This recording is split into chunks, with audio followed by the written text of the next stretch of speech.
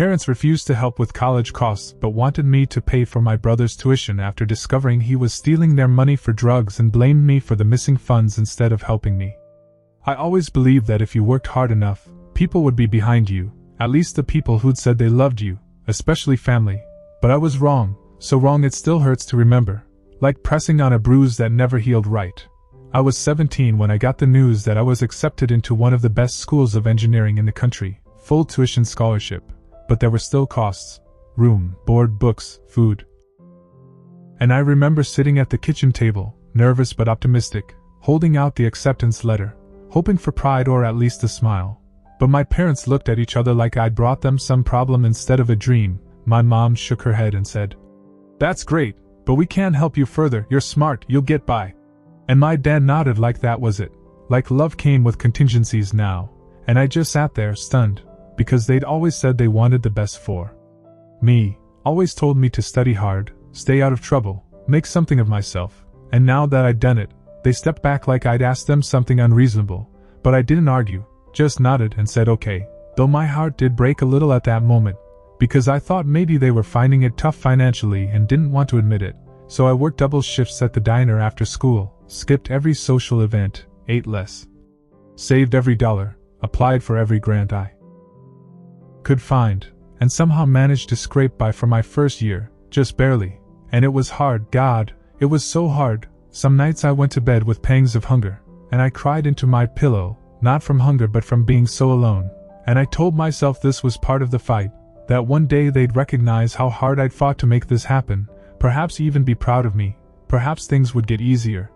But then the summer after my first year, when I went home, everything changed, and not the way I'd hoped. My younger brother, 2 years younger, never really had any interest in school, always liked parties, always managed to talk his way out of things I never could have talked myself out of. He suddenly had this new car, flashy clothes, the latest phone, and he told me our parents helped him get into this private art school across the state, full expenses paid, and I laughed at first even a little bit. And my dad said, "Because you didn't need it, you had it all figured out." And my mom threw in, "And your brother, he needs more support." And I just stood there, blinking, trying not to cry in front of them, because how could they not see the nights I spent hungry in my dorm, the jobs I worked, the stress that made my hair fall out in clumps? How could they not see I needed them too, not just financially, but emotionally, just someone to say, "We're here, we believe in you." But they didn't. They never did, and I thought that was the lowest point until a month later when I overheard them arguing late one night.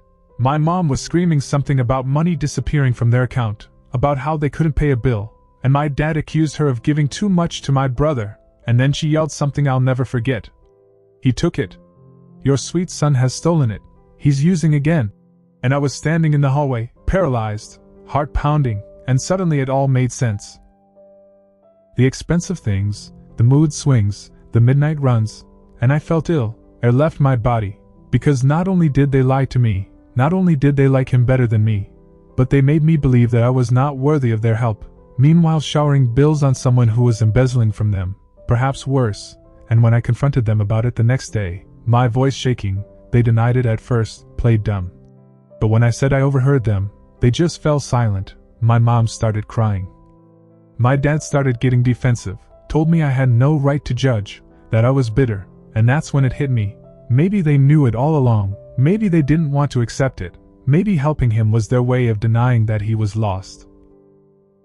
But it wasn't about him anymore, it was about how they made me suffer, about how they stood by and let me drown in silence while giving him a life raft. And the worst part was when I found out he'd accused me of the stolen money, told them I was the one who must have done it, that I needed it for college stuff. And they believed him, or at least pretended to, because when I looked into my dad's eyes and said, "Did you really think I'd do that?" he walked away, and my mom told me, we just didn't know what to believe anymore. And it broke me, right there, because if they didn't know me by then, if they could suspect I'd steal from them after all that I'd done to be self-sufficient, then perhaps they never even knew me at all, perhaps they never even tried. And I packed my things that same week, went back to school early, slept in a friend's car until my dorm room opened up, and I didn't call home for months, didn't text back, didn't post updates. I just went on, again, by myself, and it hurt. Every single day it hurt, but soon the hurt became something else. Determination, clarity, perhaps even peace, because I stopped requiring their validation, stopped waiting for them to love me the way I always desperately wanted.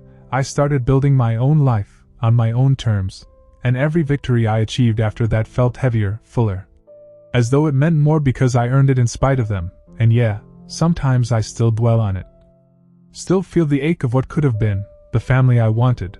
But I also know now that love isn't always blood, it's action, it's showing up, and I learned that the hard way.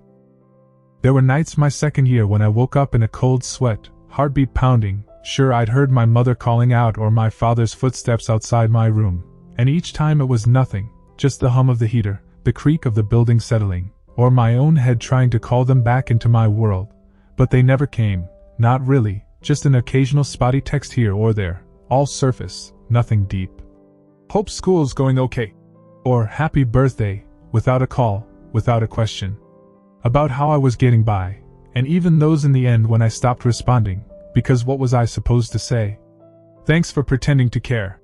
I couldn't do it anymore, couldn't pretend like things were normal when they'd watched me break and never reached out a hand, and still, somehow, I kept hoping for something, an apology, a conversation, even just the truth.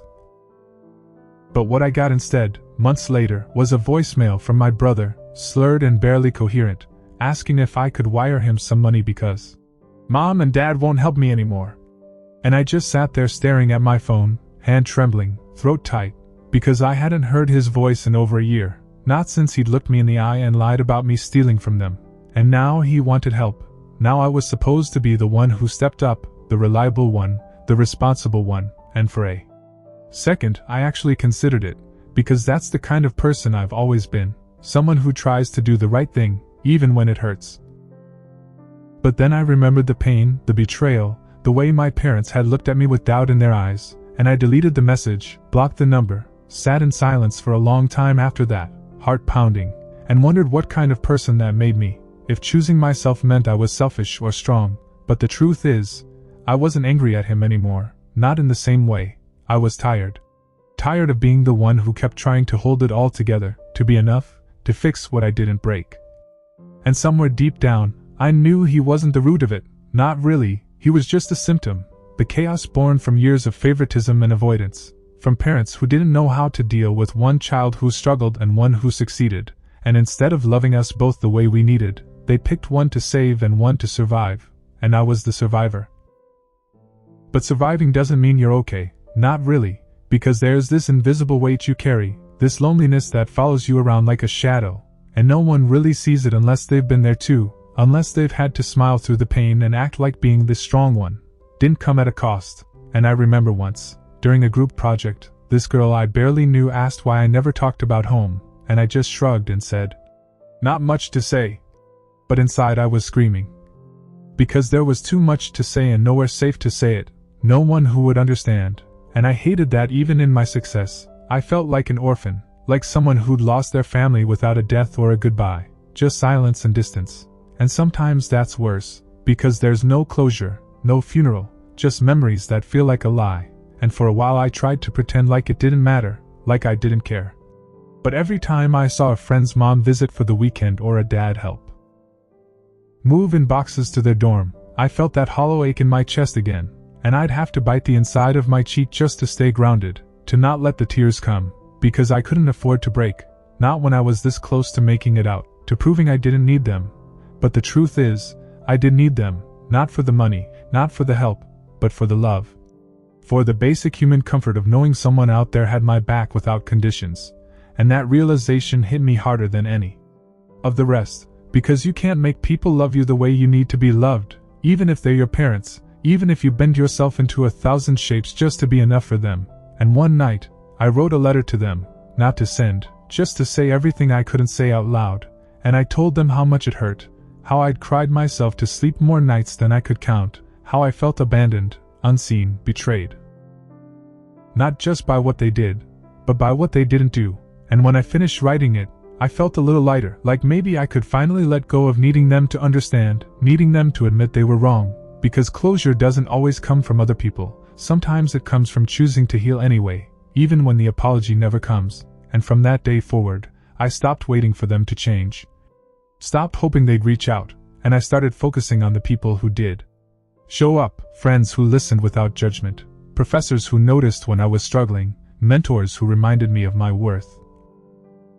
And slowly, piece by piece, I started rebuilding my life around love that was earned, not owed, and it wasn't easy, not by a long shot, because healing isn't a straight line, it's a messy, painful, sometimes brutal process, but it's also freeing, and now, years later, when I look back, I don't feel rage or hatred, just sadness, maybe even forgiveness, because I know they were broken too, probably in ways I'll never fully understand. But that doesn't mean I had to let their brokenness define me.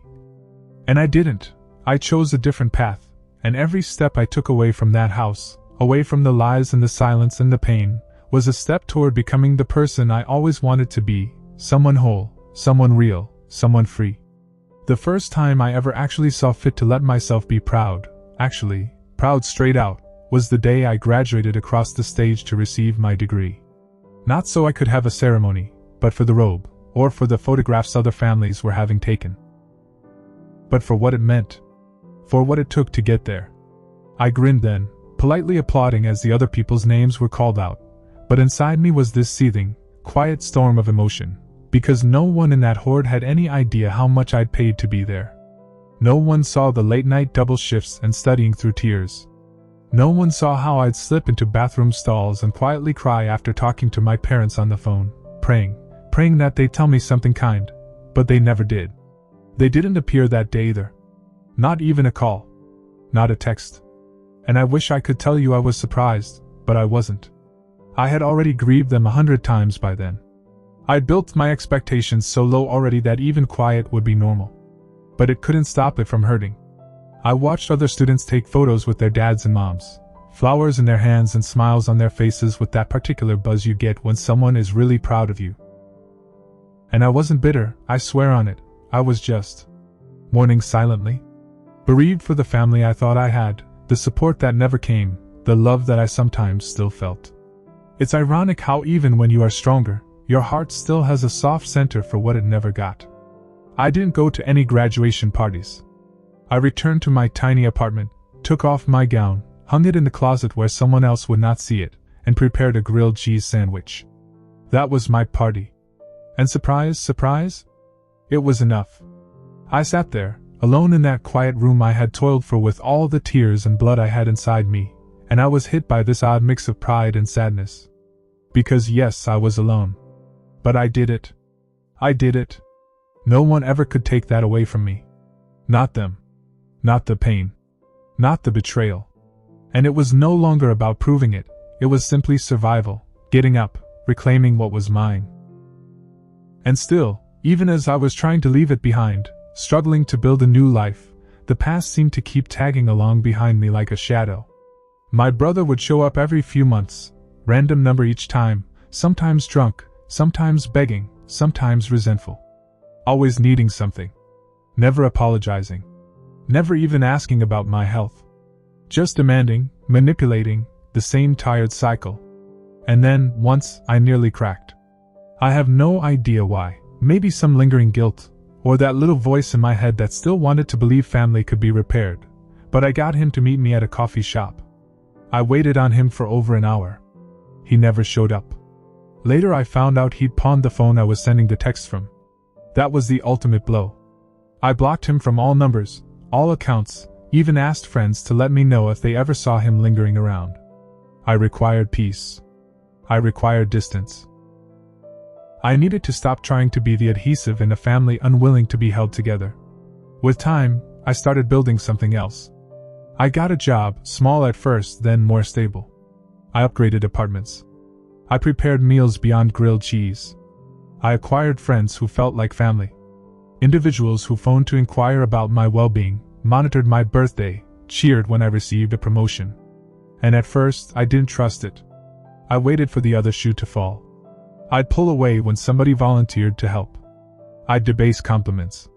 I'd apologize for weeping, even once I was safe. Because I had discovered that love was conditional, that trust may be yanked at any given moment. But slowly, piece by piece, I started to heal. Therapy helped me. Writing in a journal helped me. Sitting in the quiet, not avoiding it, helped me. I came to understand that what happened to me was not my fault.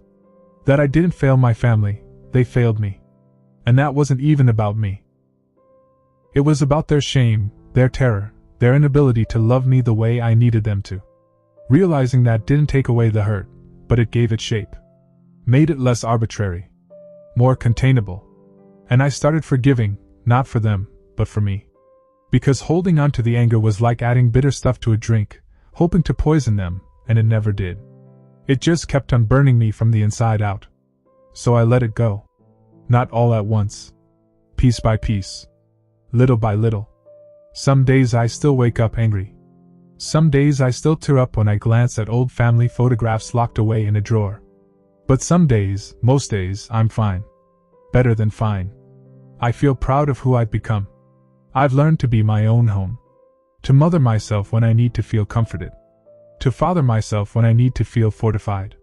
To forgive myself for needing things I never got. And I'm still learning. Still healing. Still learning to trust. But I'm not stuck anymore. I'm not sitting at a kitchen table, waiting for someone to realize my worth. I see it now. I hold it close. And I guard it fiercely. There was a day, a year or two after graduation, when I got a call from an unknown number. It was a local code, nothing special, so I answered, and for a few seconds there was just silence, and then a breath, and then my mother's voice, barely above a whisper, as if she was too afraid to say anything, and just the sound of it made my chest tighten up, like someone had wrapped their hand around my lungs and squeezed hard. And I didn't say anything, I just waited, not knowing if I was prepared to hear whatever she was going to tell me, but all she said was, "Your brother's in the hospital." And suddenly all the years I'd spent building walls, insulating myself, not caring, that cracked wide open just a little bit, and she went on, told me he'd overdosed, that he was lucky to be alive, that it had been too close, and she didn't cry, her voice monotone, drained, like someone who hadn't slept in days or maybe decades, and I didn't know what to feel, actually, because as much as I'd hardened my heart against all of them, this was still my brother, the kid I grew up with, who used to have snack treats with me under the blankets and laugh at cartoons, the boy who used to look up to me before everything went wrong, and now he was lying somewhere in a hospital bed, hanging on by threads, and I was here, miles away, safe, clean, breathing, while he was teetering between life and death, and I didn't know whether I should go or hang up, but I said, "Which hospital?" Even before I knew I'd made the choice, and that same night, I drove out there, not because I forgave him, not because I owed them a thing, but because I needed to see it for myself, needed to face the truth of it rather than carry this ghost approximation of him around in my head, and when I opened the door and saw him, pale, thinner than I'd remembered, tubes in his arms, dried blood beside his nose, I didn't feel hate or anger. I just felt this deep, dull ache, like grief without the death. And he looked at me and said, "I didn't think you'd come." And I said, "I almost didn't." And we just sat there together in the silence of that truth for a long time, and I asked him, "Why?" Not expecting an answer, but he said, "Because I thought I'd never be enough unless I took something." And that sentence, it broke something inside me, because I knew exactly what he meant, not in the way he lived it, but in the way we were raised, like love was something you had to earn, like it was rationed out based on need or failure or desperation, and we both learned different ways to survive it, me by performing, him by escaping, and in that moment, I didn't see the brother who lied about me, who stole, who broke everything. I just saw a wounded kid who was never taught how to be okay, and we didn't hug, or cry, or have some dramatic movie moment. We just sat there, sharing the kind of silence that says, "I remember you." And when I left I told him, "Get better." And he said, "I'll try." And I didn't know if I believed him, but I wanted to, I really wanted to, and on the way out, my mother was waiting in the hallway, arms folded, eyes tired, and for the first time in years, we looked each other in the face, really looked, and she said, "I know I hurt you."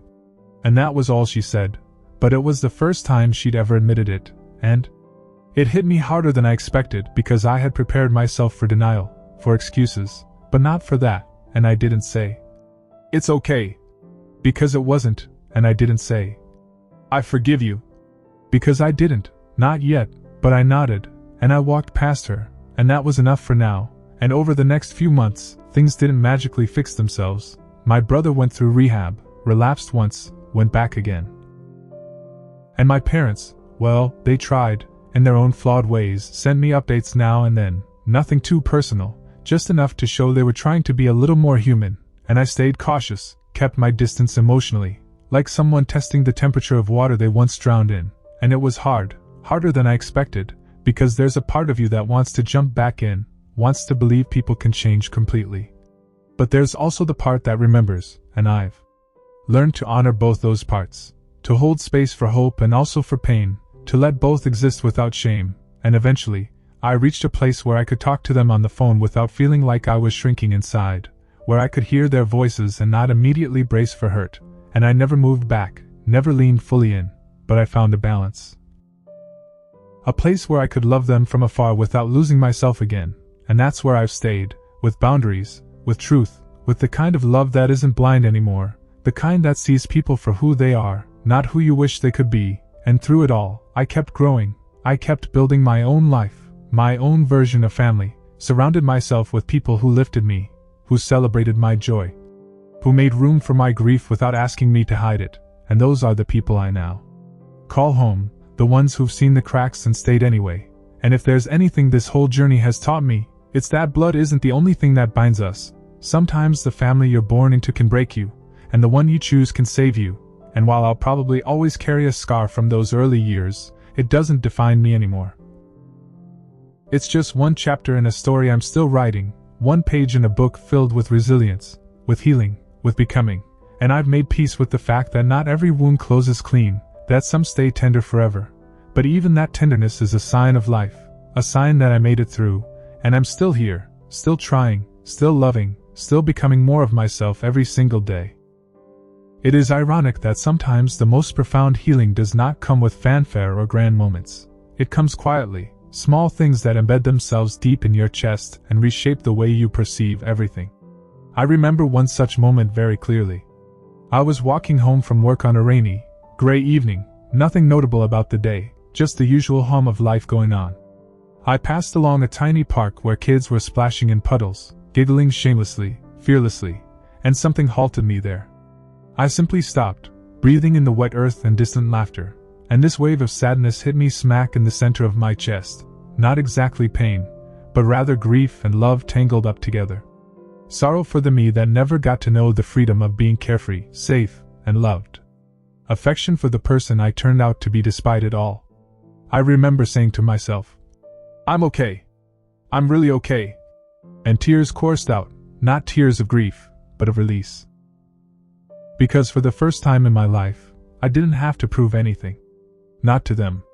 Not to the world. Not even to me. I wasn't the girl who was trying to be enough anymore. I was just me. Whole, in the midst of the mess. And I've clung to that moment ever since.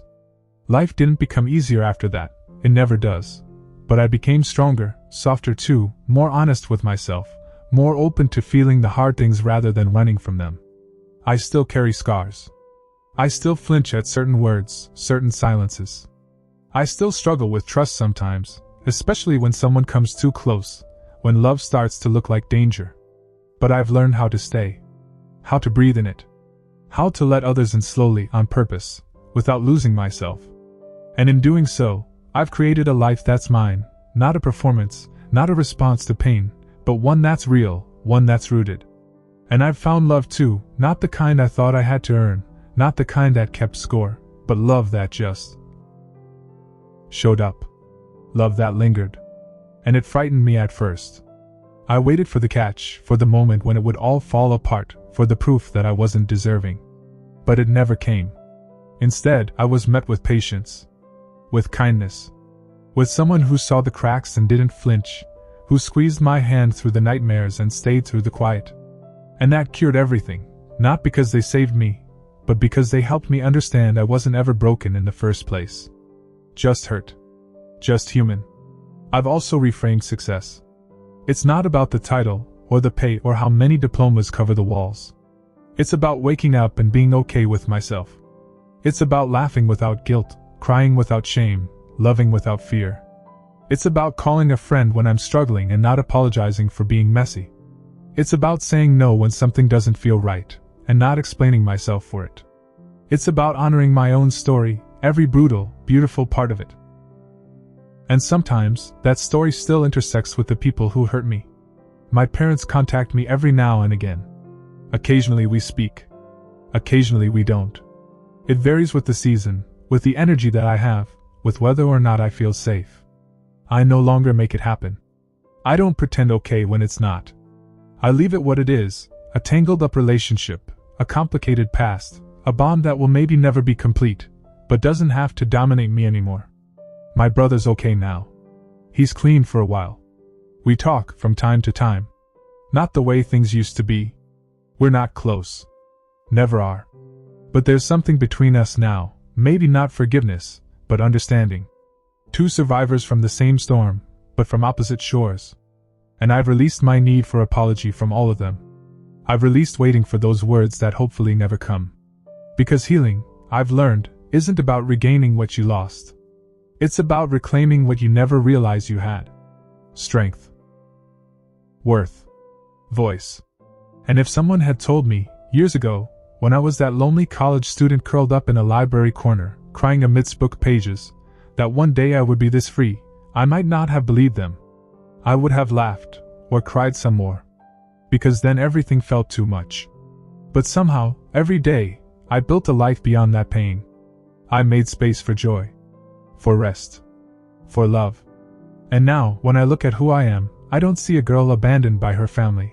I see a woman who chose herself. Over and over. Even when it hurt. Especially when it hurt. And if there's one thing I want anyone listening to this to know, it's that you can survive things that should have broken you. You can rise up from the lowest pages of your past and write something beautiful. You don't need perfect parents and a perfect past to be complete. You don't need permission to heal. Your story is still yours. Your life is still yours. And no matter what's in the rear view, there is still something ahead of you. Something that is worth reaching towards. Something that looks like peace. Like joy. As you, coming home to self. That's what I found. That's what I fought for. And that's what I will keep choosing.